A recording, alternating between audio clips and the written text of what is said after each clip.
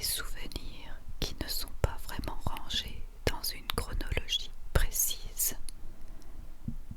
Ils flottent comme des images un peu dorées, un peu floues, mais incroyablement vivantes. Et parmi ces souvenirs, il y en a un qui a quelque chose de particulièrement précieux, celui du dessin animé Les mystérieuses cités d'or. Je me revois encore dans une atmosphère très simple. La maison était calme. Il y avait cette lumière particulière, celle des fins d'après-midi ou des matins, où tout semblait encore possible.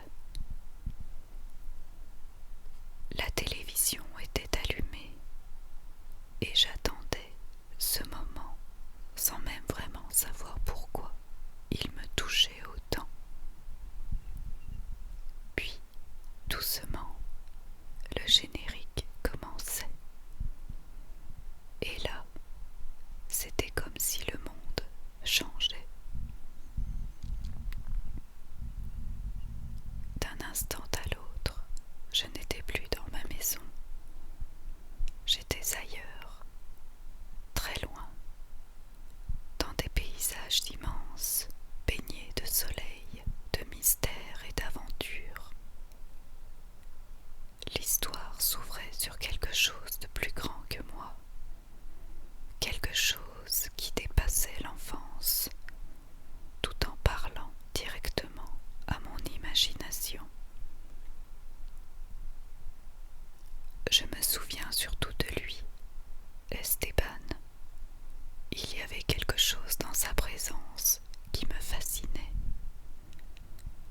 Un mélange de courage, de curiosité et de mystère.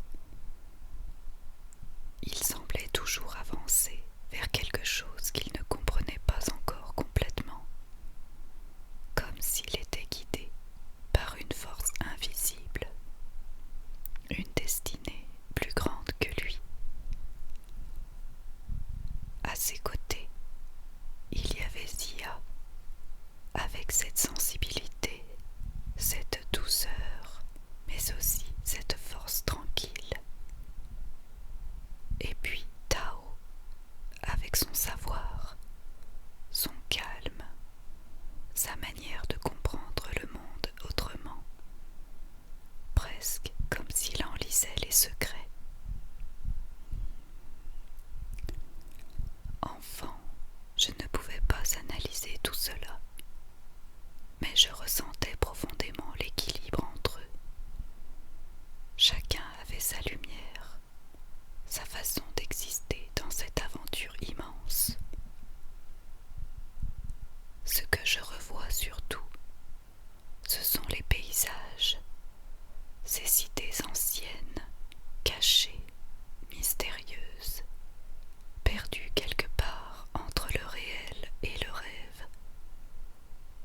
Il y avait quelque chose de presque sacré dans cette quête, comme si les personnages ne cherchaient pas seulement un trésor ou une réponse, mais une vérité sur eux-mêmes et sur le monde. Et moi, devant l'écran, je suivais, silencieusement, complètement absorbé. Je me souviens de ce sentiment très particulier, celui d'être petite face à quelque chose de gigantesque, mais sans peur, plutôt avec de l'émerveillement, comme si le monde était rempli de secrets à découvrir et qu'il suffisait d'oser avancer pour les approcher.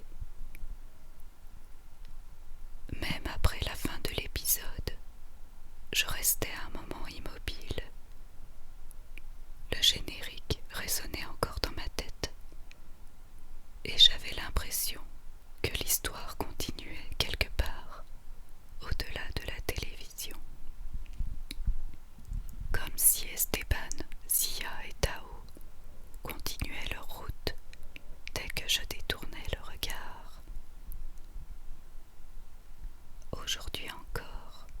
souvenirs reviennent avec une étonnante précision. Ce ne sont pas seulement des images, ce sont des sensations, une ambiance, une époque où l'imaginaire avait une place immense, presque naturelle.